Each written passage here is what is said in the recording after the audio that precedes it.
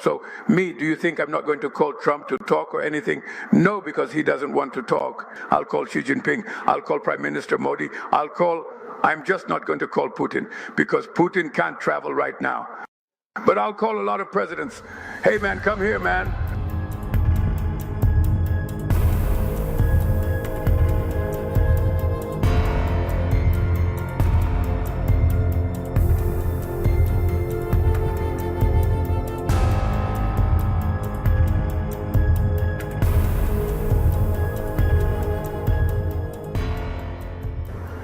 They don't comply with the Paris Agreement. They don't comply with the Kyoto Protocol.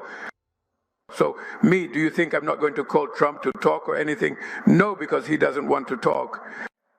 But rest assured, Marina, I will call Trump to invite him to come to the COP because I want to know what he thinks about the climate issue. I'll be courteous and I'll call him, I'll call Xi Jinping, I'll call Prime Minister Modi, I'm just not going to call Putin because Putin can't travel right now. But I'll call a lot of presidents. Hey man, come here, man. Come see, aren't you worried about planet Earth?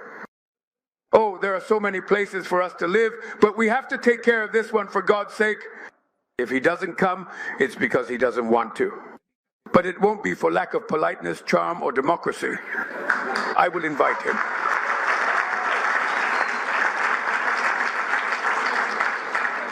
Dear comrades, Brazil has never left the table of dialogue. The only explanation I have is that political interests, especially electoral politics, cannot contaminate commercial relations. Since March 6th, when my dear Vice President held his first meeting with the U.S. Trade Representative and the Secretary of Commerce, we have repeatedly shown interest in dialoguing about tariff and non-tariff trade barriers. That was when the 10% tariff was imposed. We were already trying to talk. There were more than 10 meetings at different levels, including with our colleague Fernando Haddad and our colleague Mauro Vieira. Well then, we cannot accept that the Brazilian people be punished. In the face of this tariff hike, the government's commitment is to the Brazilian people. We are going to implement a contingency plan to mitigate this unfair attack and ease its economic and social damages. We will protect the workers and Brazilian companies that were affected by the amendments.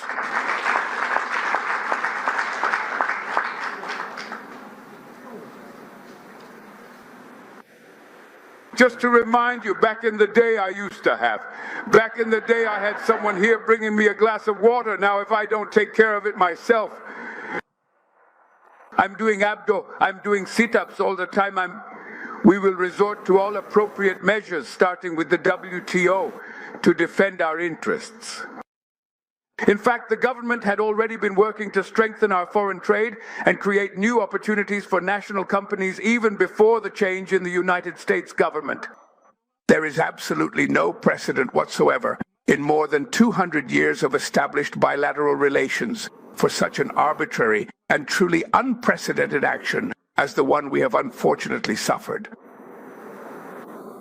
Our democracy is being questioned.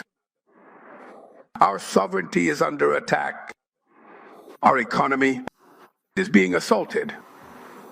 This is a significant challenge that we absolutely did not ask for, and indeed one that we truly do not want. In no tariff ever imposed on other sovereign countries was there any attempt whatsoever to interfere with the inherent independence of that country's legitimate powers. This egregious interference in internal matters was regrettably aided by true traitors to the nation. These individuals deliberately devised and publicly defended their harmful actions against Brazil over there in the United States.